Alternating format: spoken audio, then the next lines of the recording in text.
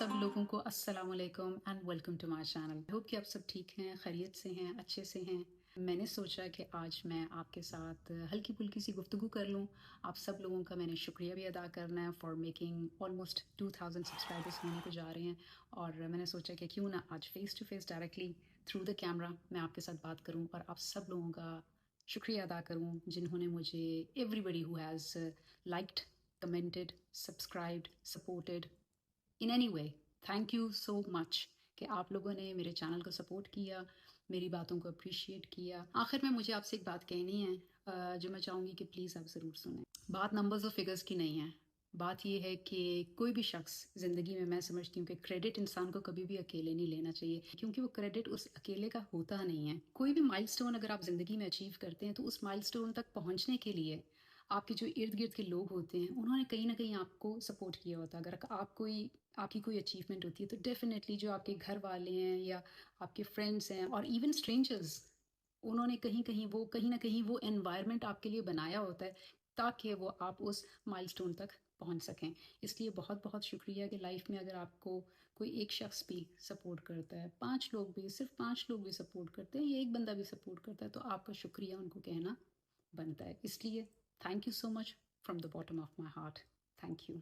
कुछ लोगों का मैं ख़ास तौर पे शुक्रिया अदा करना चाहती हूँ, क्योंकि कुछ व्लॉग्स मैंने बनाए हैं जो मैंने अपनी मदर के साथ बनाए हैं। और जितने भी लोगों ने नीचे मेरी मदर के लिए प्यार की बात की है, मोहब्बत की बात की है, उनके लिए दुआएं दी हैं, उनको क्यूटी पाए बोला है अपनी वालदा समझ के, उन लोगों को मैं ख़ास तौर पे थैंक यू कहती हूँ।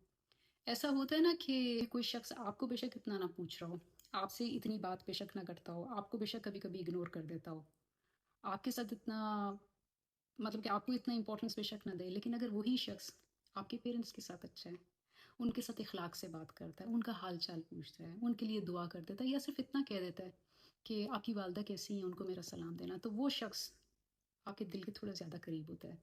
क्योंकि मुझे नहीं पता आप लोगों के साथ ऐसा होता है कि नहीं होता, लेकिन मेरे साथ तो ऐसा होता है कि आपको ना, ऐसे शख्स चाहे वो मुझे इतना वैल्यू ना भी करें, लेकिन अगर वो मेरी माँ के साथ या मेरे पेरेंट्स के साथ अगर वो अच्छे हैं तो वो ऑटोमेटिकली मुझे ना दिल को बहुत प्यारे लगते हैं।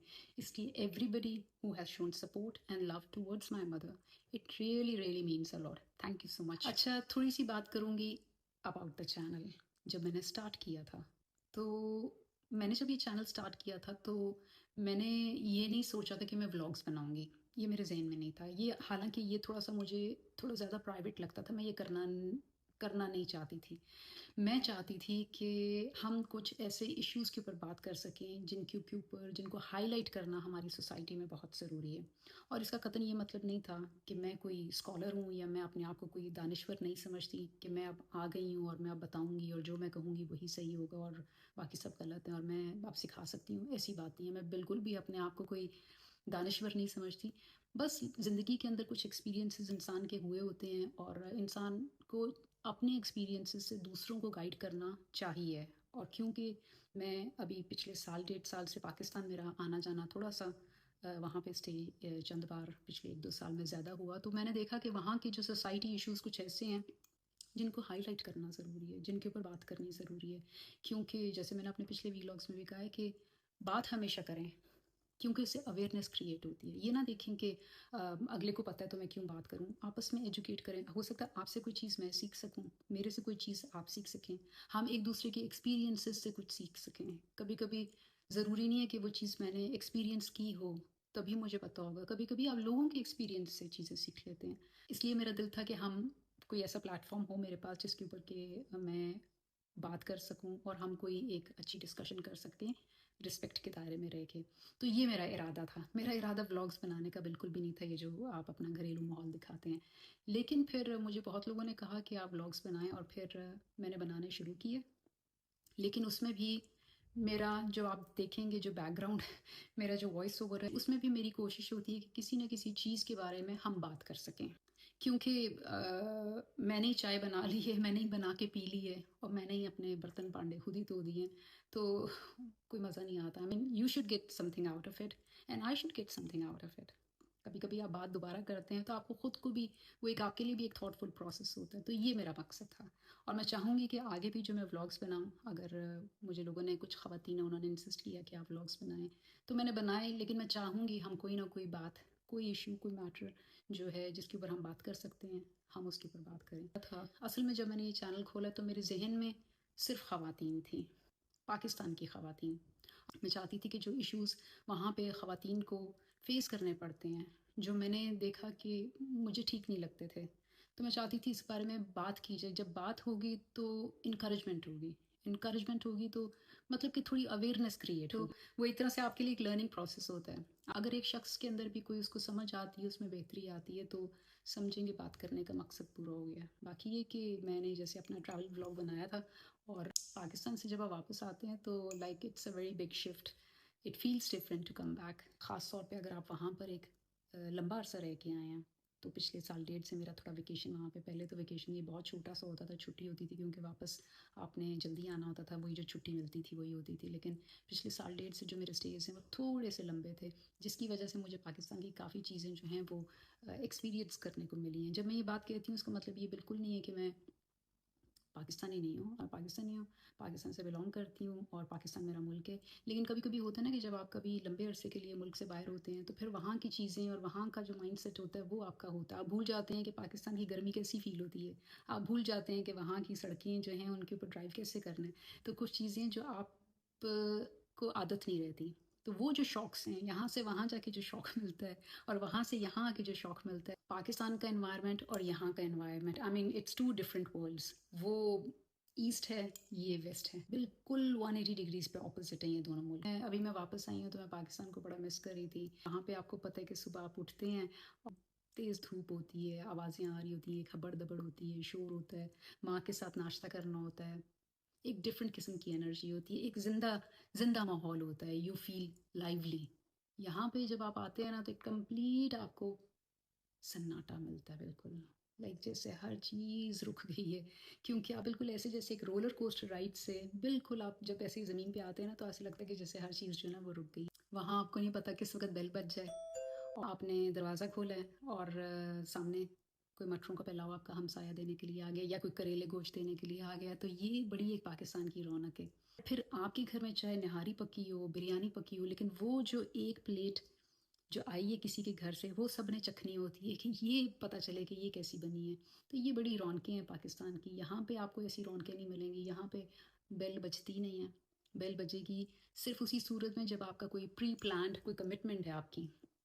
अदरवाइज़ हमें प्लम्बर ने अगर आना है 7:10 पे तो 7:10 पे आपका जो डोरबेल है वो बज जाएगी। तो ये जो रौनकें हैं ना पाकिस्तान की, ये पाकिस्तान की हम यहाँ पे आके मिस करते हैं। कुछ टाइम बाद थोड़ा भूल जाते हैं, लेकिन वहाँ आपको बाज़ारों का शोर सुनने को मिलता है, ट्रैफिक का रश सुनने को मिलता है, आपको आवाज़ें आ रही होती हैं। यहाँ पे आपने सुबह उठना है, आपने अपनी चाय बनानी है या कॉफ़ी बनानी है, आपने खिड़की खोलनी है और बाहर बिल्कुल एक खामोश स्ट्रीट आपको मिलेगी, पुरसुकून सा एरिया मिलेगा। मौसम का फ़र्क एक बहुत बड़ा फ़र्क है। यहाँ यूरोप को अगर पाकिस्तान से कंपेयर करें तो मौसम का फ़र्क एक बहुत बड़ा फ़र्क है। मुझे याद है पाकिस्तान में इतनी गर्मी थी कि क्या ही पूछूं। और यहाँ पे जैसे ही मैंने लैंड किया तो हल्की सी मुझे ना स्वेटर, मुझे ठंड लग रही थी। तो from sweating in Punjab to a light jacket in Copenhagen. वहाँ गर्मियाँ बहुत एक्सट्रीम पे हैं, यहाँ पे सर्दियाँ बहुत एक्सट्रीम पे हैं। मुझे तो खैर दोनों जगहों पे रहने की आदत होगी और दोनों मुल्कों का अपना एक चार्म है। दोनों मुल्क अपनी अपने तौर पे यूनिक हैं। मैं ये नहीं कह रही कि यहाँ बेहतर है या वहाँ बेहतर है। I am not saying that one is better than the other, I am not comparing the two. मैं सिर्फ ये कह रही हूँ कि जब आप आते हैं तो जब जो आपको डिफरेंस एकदम से जो शॉक लगता है, जो डिफरेंस फील होता है, there is a very big contrast. इस तरह से देख लेना कि यहाँ पर आपको सुकून और प्राइवेसी बहुत ज़्यादा मिलेगी, लेकिन वहाँ पे आप देखें कि एक रॉ एनर्जी, एक खालिसपन है लोगों के अंदर और एक डायरेक्ट जो कनेक्शन है इवन विद स्ट्रेंजर्स बहुत आसान है करना।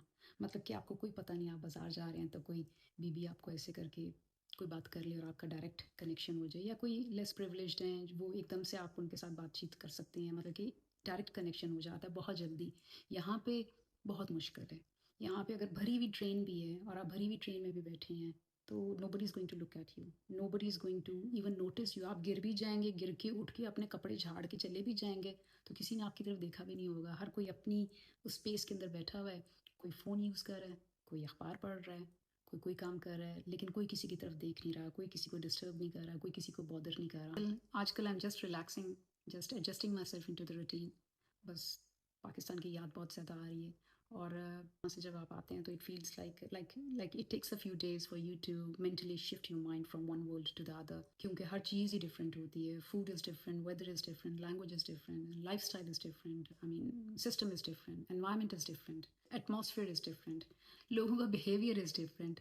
तो मुझे जो सबसे पहले लगती है, वैसे मुझे बहुत ज़्यादा चीज़ें लगती हैं, क्योंकि द डे आई लैंड मुझे एक शौक़ नहीं मिलता। मैं यहाँ से वहाँ जाऊँ या वहाँ से यहाँ हूँ, मुझे काफ़ी शौक़ इकट्ठे मिल जाते हैं, क्योंकि सबसे बड़ा वेदर का शौक़ होता है। मतलब अगर आप मेरे साथ शेयर करना चाहें तो ज़रूर बताएं कि जब आप पाकिस्तान से आते हैं या आप अब्रॉड से पाकिस्तान जाते हैं तो कौन सी वो पहली चीज़ें हैं जो आप फ़र्क फ़ील करते हैं, या ऐसा कौन सा चीज़ है जो बहुत ज़्यादा आपको लगता है कि ये एकदम से बहुत बड़ा चेंज आया। एक चीज़ तो मैं भूल नहीं सकती जो मैं पाकिस्तान की बहुत ज़्यादा मिस कर रही हूँ, वो है पाकिस्तान में जो हाउस हेल्प मिल जाती है। यहाँ पर कोई हाउस हेल्प नहीं है। यहाँ पर आपने सारे हाउस चोर्स जो हैं आपने ख़ुद करने हैं। यहाँ कोई मेड सिस्टम नहीं है। पाकिस्तान को तो मैं समझती हूँ कि पाकिस्तान के लोग बड़े लग्जरी लाइफ गुजार रहे हैं कि उनको जो है ना ये मेड सिस्टम है, घर के काम हो जाते हैं, इतनी हेल्प मिल जाती है। हमारे यहाँ ऐसा कोई चक्कर नहीं है।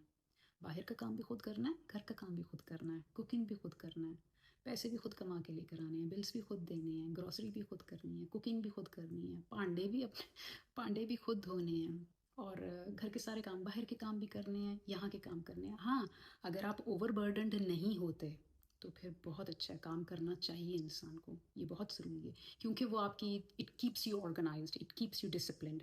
आपके पास टाइम ही नहीं है फालतू चीज़ों के ऊपर ध्यान देने के लिए, इसलिए काम करना चाहिए, वो तो बहुत अच्छी बात है। तो ये एक चीज़ है जो कभी कभी जो है ना वो महसूस होती है कि पाकिस्तान की निस्बत you are loaded with work. चलें अब बात कर लेते हैं फ्यूचर व्लॉग्स की। फ्यूचर में मैं कोशिश करूँगी और व्लॉग्स बनाने की, और मकसद ये है कि अगर कोई हम मीनिंगफुल बात कर सकें, कोई अच्छा मैसेज कन्वे कर सकें, तो वो मैं चाहूँगी कि वो एलिमेंट हम ज़रूर साथ लेके जाएं, बजाय इसके कि बस मैंने ही पकाया, मैंने ही खा लिया और बस वो आपने बैठ के देख लिया। तो उससे कोई इतना मतलब कि ना आपको फ़ायदा हुआ ना मुझे फ़ायदा हुआ। ज़रूरी नहीं है कि जो बातें मैं आपसे करती हूँ वो आपको ठीक भी लगती हूँ। अगर आपको कोई बात मेरी ठीक नहीं लगती तो उसको कतन मानने की ज़रूरत नहीं है, उसको रद्द कर दें। आपको ठीक नहीं लगती कोई चीज़ तो स्क्रॉल करके आगे चले जाएं। अच्छा, अब लास्ट बात जो मैंने आपसे करनी है, और वो ये है कि कुछ मेरी बहनों ने मुझसे ऐसे सवाल पूछे हैं जो कि मुझे ऐसे लगे कि are a bit too private. और इसमें कतन कोई बात नहीं है, मुझे पता है। Sometimes it's out of love you ask. कभी कभी आप किसी शख्स को देख रहे होते हैं, आप आउट ऑफ क्यूरोसिटी आप पूछना चाहते हैं, क्योंकि आप जानना चाहते हैं उस शख्स को, तो आप सवाल पूछ लेते हैं। लेकिन कुछ क्वेश्चंस ऐसे होते हैं जो थोड़े प्राइवेट होते हैं, और अगर मैं उनका जवाब ना दूँ तो आप प्लीज़ इस चीज़ की रिस्पेक्ट रखिएगा। जिस तरह से मैं हेसिडेंट थी कैमरे पे आने पे, इस तरह से मेरी फैमिली भी हेसिडेंट है। अगर मैं उनसे कहूँ कि आएँ मुझे मेरे साथ ब्लॉग बनाएं, तो maybe they don't want to come on the camera, maybe they don't like to come on the camera, and not because they don't support me, they do, लेकिन वो that's their choice, they don't want to। लेकिन थोड़ा सा जो personal question है या थोड़ा सा प्राइवेट है, क्योंकि हर इंसान की एक प्राइवेट लाइफ है, उसकी बाउंड्रीज़ हैं। आप भी हर चीज़ मेरे साथ शेयर नहीं करना चाहेंगे, इस तरह से मैं भी शायद हर चीज़ शेयर ना करना चाहूँ। बाकी ये कि I am still struggling to come on the camera. मेरे ख्याल में इन चीज़ों का थोड़ा सा हमको एक दूसरे की बाउंड्रीज़ का ख्याल रखना चाहिए। आज कोई व्लॉग नहीं बनाया मैंने, आज बस इतनी सी बात थी। आप सब लोग अपना ख्याल रखिएगा, और मुझे बस आपके साथ थोड़ी हल्की फुल्की सी, नो हैवी गुफ्तगू, हल्की फुल्की सी बातचीत हो जाए। आप सब लोगों का मैं शुक्रिया अदा कर लूँ, और जिस तरह से आप लोगों ने मुझे सपोर्ट किया, आप लोगों ने प्यार किया, आप लोगों ने इतने मैसेजेस किए, लाइक्स किए, कमेंट्स किए, सब्सक्राइब किया, thank you so much from the bottom of my heart. अपना ख्याल रखिएगा। देखने का शुक्रिया। जज़ाकल्लाह।